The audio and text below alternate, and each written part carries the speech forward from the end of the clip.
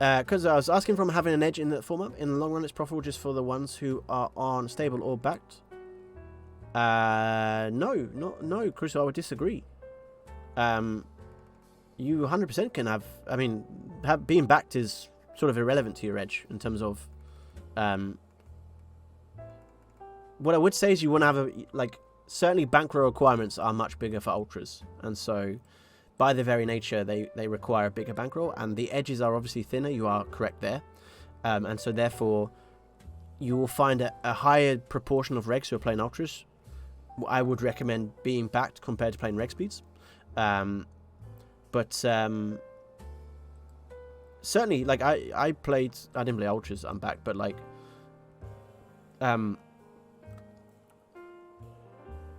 I played spins without backing before, and was not an issue for a few years. And if I wasn't backed, I wouldn't play 500 ultras. I think that would be just not very sensible. But because I haven't got $1 million in disposable bankroll sitting around. But certainly, I think I would happily play $100 ultras.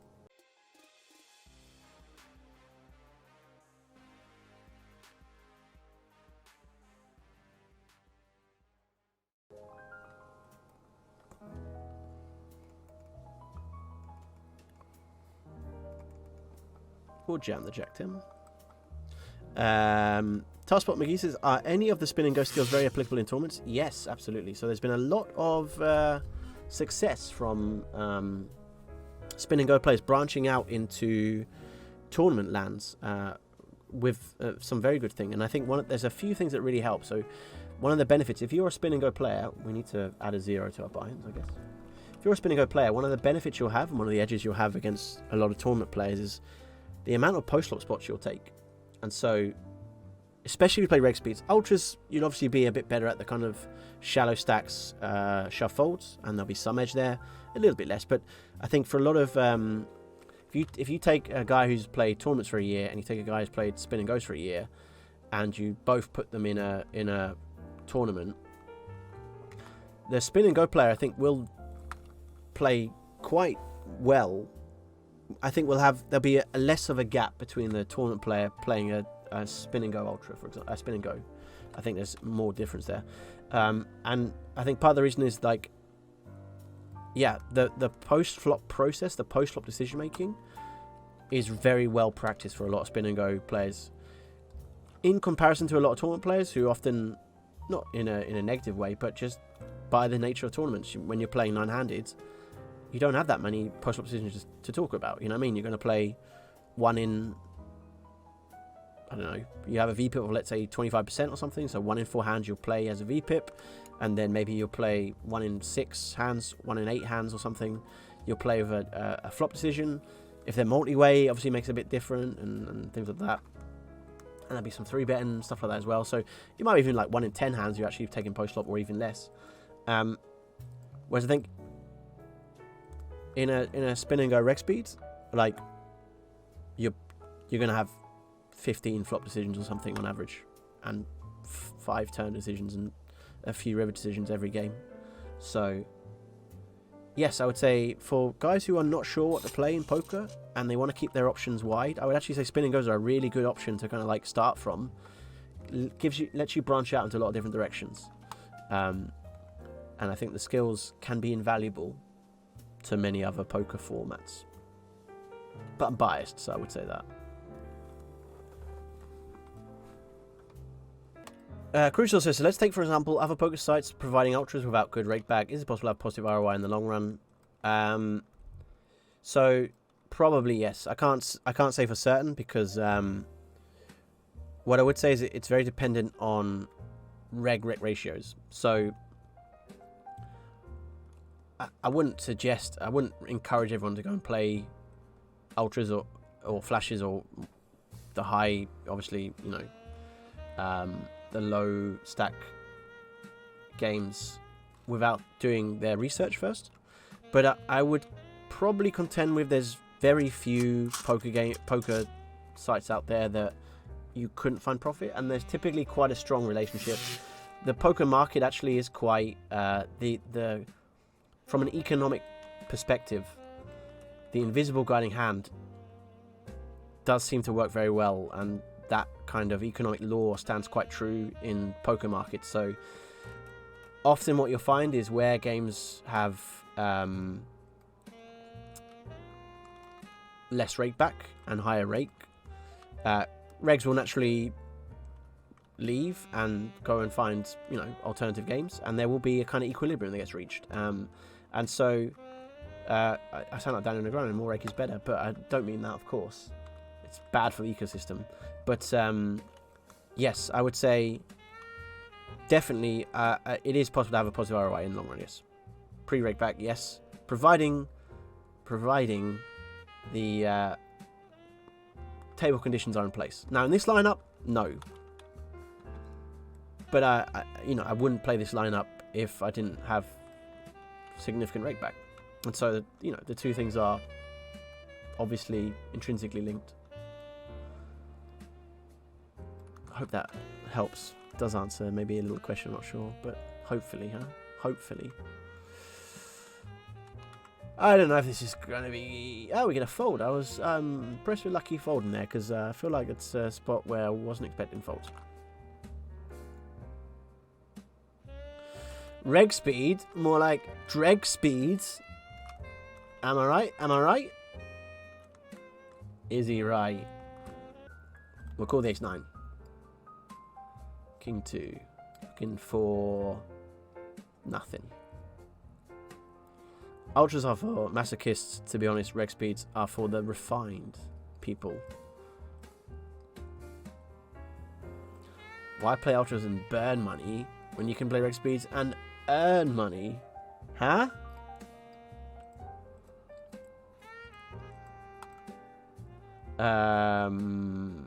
Check. Pre-reg back, of course, yeah. Correct. Let's add that caveat in. I remember. It's funny because, like, I remember.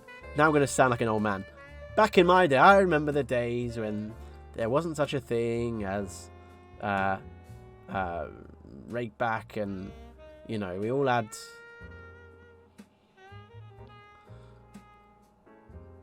But they used to be not a thing as rake back. We're not going to turn this into a bluff. We're just checking and losing, I think, to 9-4 of hearts. 10-6 off. Okay.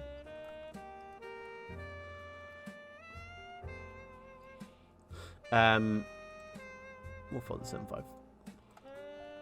But what was I saying? I've lost my train of thought. Anyone remember what I was talking about? I don't remember. Burn money in both. Am I missing something? You'll be fine. You'll be fine, Pedros. Victor says, you've been playing hundreds spins on your own. It's doable without a big bankroll as long as you pay a pool service. Yeah, I mean, that's definitely an option, obviously, to reduce the bank requirements. I think that's... Sure. Yeah, that's definitely an option.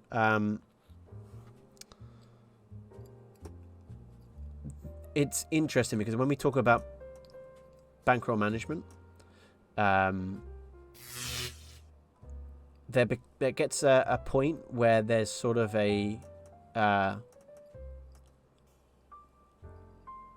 kind of, you hit a critical point of bankroll requirements where your prospective earnings are no longer worth locking up that bankroll for. So what do I mean by that?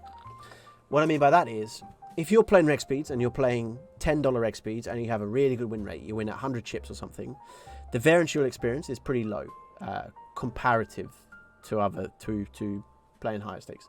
So I encourage everyone to download a program called Swung Sim, fantastic, and really, really dig into it and look at some of the swings. But simply put, the higher your chip EV, the less of a downswing and significant downswing and sustained downswing you're going to experience, which means, of course, that your bankroll requirements are less. So let's say if you're playing $10 reg speeds and you have 75 chips, 80 chips, 90 chips, you might be fine with 75 to 100 buy-ins. Now, I'd still encourage a bit more because be on the safe side, but to be honest, if you had $1,000 and you were playing $10 spins and you were crushing the games, I wouldn't be like, move down. I'd be like, probably keep going and try and build up the bankroll for 25s. Now, as you move up, the edge available in the game is reduced because everyone gets a bit better. There's fewer recreationals about. The regs get better, etc., etc.